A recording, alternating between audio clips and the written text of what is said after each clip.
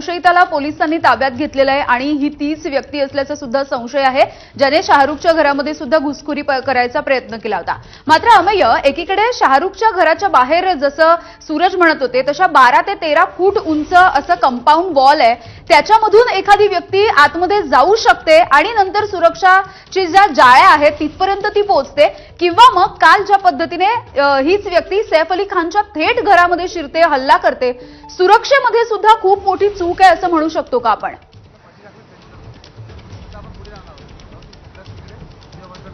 नक्कीच सुरक्षेमध्ये कुठेतरी चूक आहे आणि दोन वेगवेगळ्या या इमारती आहेत। आपण जर मन्नतच्या बाबतीत बोलायचं झालं तर मन्नत हा सी फेसिंग बंगला आहे आणि मन्नतची जर आपण टोपोग्राफी लक्षात घेतली, भौगोलिक त्याचं दृष्टिकोनात असलेलं स्थान, ते एक उतारावरती आणि एक उंच असा चढण आहे बाजूला आणि तिथून ती भिंत जी आहे ती रस्त्याच्या बाजूला अगदीच मोठी आणि त्यानंतर ती पुढे पुढे होत जाते आणि त्याच्यानंतर बागच्या बाजूला जी इमारत आहे ती सुद्धा तेवढ्याच उंचीची आहे, परंतु फ्रंट बाजूला जर आपण पाहिलं तर ती तेवढीशी उंच इमारत नाहीये, परंतु तिथं 24 तास हा सुरक्षा रक्षकांचा पहारा असतो। त्याचबरोबर तिथं जे पोलीस असतात त्यांची सुद्धा एक गस्ती चौक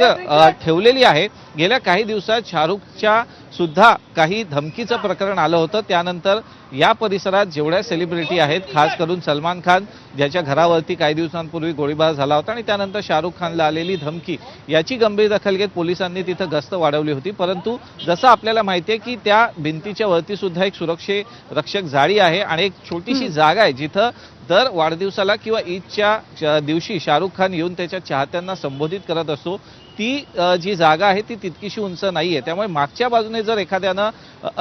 रात्रीच्या वेळेस घुसण्याचा प्रयत्न केला असेल तर तो करता येऊ शकतो। दुसरीकडे सैफ अली खानचं निवासस्थान हे संपूर्णपणे चारी बाजूनी रेसिडेन्शियल सोसायटींनी गजबजलेला परिसर होता, एकाला एक खेटून अशा इमारती तिथं आहेत, त्यामुळे एका इमारतीतनं दुसऱ्या इमारतीत सुद्धा जाणं त्या परिसरात शक्य आहे आणि सैफच्या घरी सुद्धा तसाच प्रकारचा घुसखोरी झाल्याचा पोलिसांचा प्राथमिक संशय आहे। त्यामुळे या प्रकरणी आता पोलीस कशा पद्धतीनं ह्या संपूर्ण प्रकरणांना हाताळतायत, आसपासच्या रहिवासी इमारतीत आणि बँड्रासारखा हा जो परिसर आहे तिथं त्यांचे सोशल